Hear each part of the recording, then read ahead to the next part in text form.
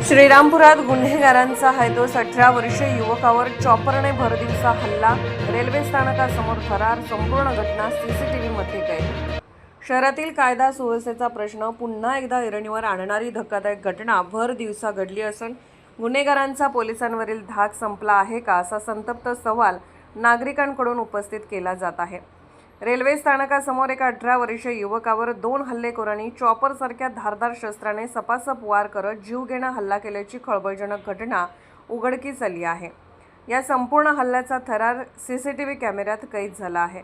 मिळालेल्या माहितीनुसार रेहान रफिक कुरेशी वय 18 हा युवक दुपारी 4 वाजता रेल्वे स्थानकासमोर दुचाकीवर बसलेला असताना अचानक 2 हल्लेखोर तेथे आले।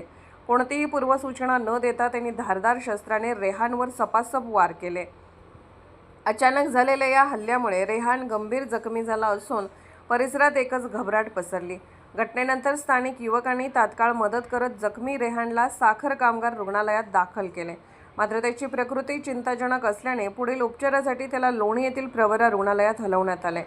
या प्रकरणातील सर्वात धक्कादायक बाब म्हणजे जखमी युवक आणि हल्लेखोर हे तिघेही अल्पवयीन असल्याची माहिती समोर येत आहे। किरकोळ वाद किंवा जुन्या वैमनस्यातून हा हल्ला झाल्याची शक्यता पोलिसांनी वर्तवली आहे। दरम्यान घटनेची माहिती मिळताच श्रीरामपूर शहर पोलिसांनी तात्काळ घटनास्थळी धाव घेतली। सीसीटीव्ही फुटेजच्या आधारे आरोपीचा शोध सुरू असून या हल्ल्यामागील नेमके कारण शोधण्यासाठी पोलिसांनी तपासाची चक्रे वेगाने फिरवली आहेत। भरदिवसा घडलेल्या या थरारक घटनेमुळे श्रीरामपूर शहरातील नागरिकांमध्ये भीतीचे वातावरण निर्माण झाले असून कायदा सुव्यवस्था राखण्याबाबत पोलीस प्रशासनावर प्रश्नचिन्ह निर्माण झाले आहे। सार्वमंथन न्यूज महाराष्ट्र, श्रीरामपूर, अहिल्यानगर। सार्वमंथन न्यूज महाराष्ट्राला लाईक करा, शेअर करा, सबस्क्राईब करा।